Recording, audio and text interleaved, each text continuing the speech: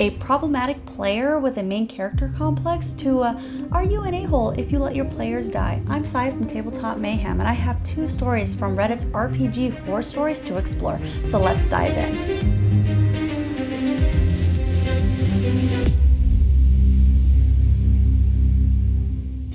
First up, problem player added to long-term table without asking group.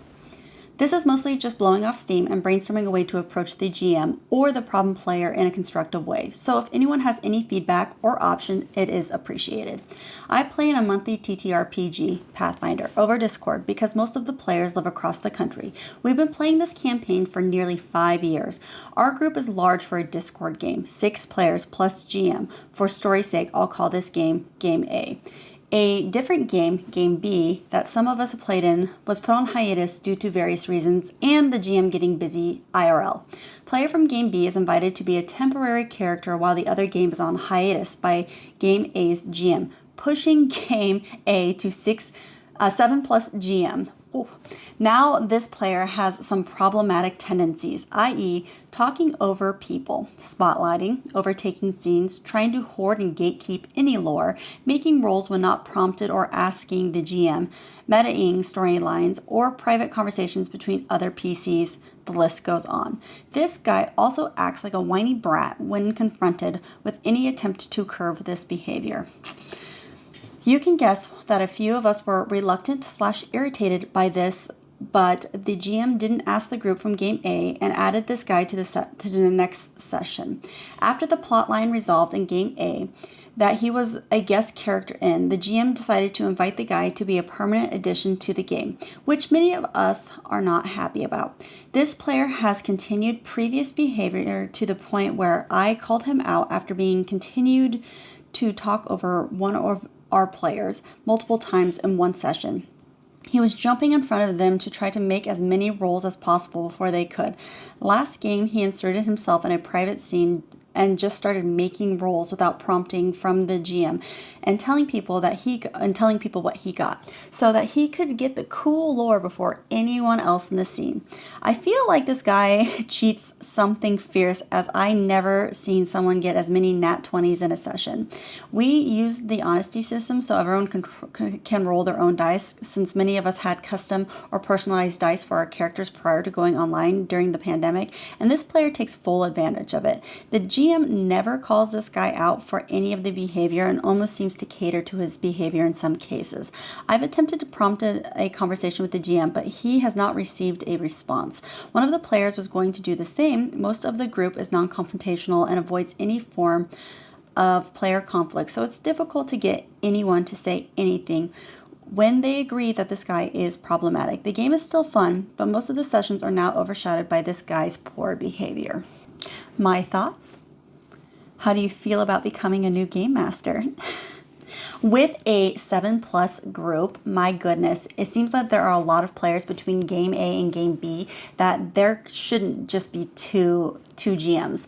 Realistically, I love Pathfinder too, just by the way, but realistically, you have enough that if you make your demands to your game master and you bring forward your concerns to this player, and you have at least a few other players who agree with you and are willing to either sign something if they don't want to verbally say it, or you can say, I'm speaking on the behalf of these other 2 players, and if you don't change these, we're going to leave. And I think that that's a fair thing to say, and I would hope that a GM of a game of 5 years would not throw away a campaign for one player. It's very odd that they brought a player in without asking, and even if you had done that just to be like if they were friends or something like that, to have them join the campaign without gauging everybody's feelings on that, especially when you've already voiced that you don't like this person, I think is really unfair, and it shows a lack of responsibility on the GM's part. So I don't really foresee this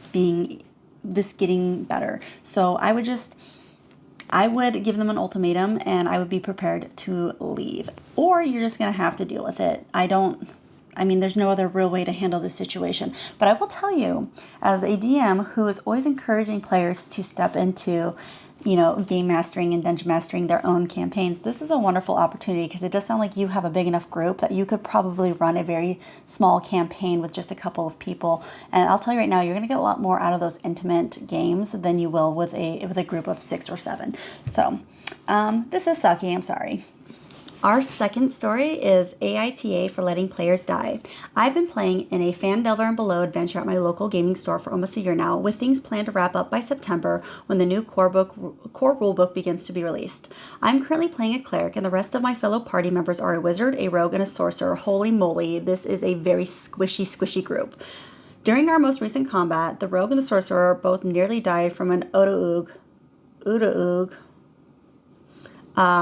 And we only have 1 diamond that I can use to cast Revivify on one of my party members, if need be, and I've also been saving a 3rd level spell slot in case of emergency. I've had cautioned all my fellow party members that perhaps it would be best if we kept our distance. I must have repeated this 3 or 4 times. And the last time I definitely put some emphasis on it. Now I am all for letting players do whatever they want to do. But we ended our session in the midst of combat as the gaming store was closing and both the rogue and the sorcerer were within melee range of some enemies. So the question I pose is AITA for letting them die after repeatedly cautioning them to maintain some distance.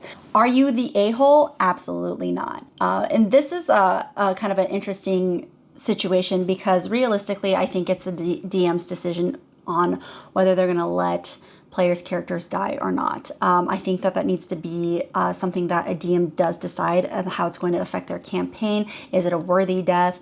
Do you need to teach your party a lesson because they're being ridiculous? It is a DM's decision, but it is not a player's decision. And this is not a DM, this is a player. This player is the cleric, and this is an extremely squishy party.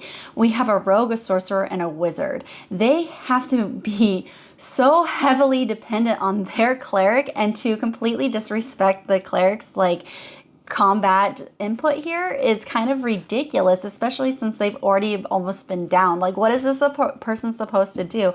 They're also putting their cleric in a position where it sounds like they're only able to heal 1 party member, and what's this person supposed to do? Pick who they want to heal and who they're gonna let die? That's absolutely a ridiculous situation to put a cleric in. So to me, I feel like you're not wholeheartedly being respected. You gave them a warning. What else can you do? It's on the DM right now how they're gonna fix this situation if you don't want it. I don't think you should be forced to do something that you don't want to do. And even as a player, I would be very irritated if I was playing a cleric in the situation and this is how my party was treating me. So no, you're not the a-hole at all. Do what you're going to do. And when it comes to healing or bringing someone back, I would just base that off on who brings you the best snacks the next session. This is kind of a ridiculous situation, but no, I don't think you are at all. So, let them die in peace. I mean, what are your thoughts on this as players, as DMs, as enthusiasts? I mean, how would you handle these situations? I would love to know your opinions. Please leave a comment below. If you like this kind of content, please be sure to like and share and subscribe. And as always, thank you so much for watching, and I will catch you next time.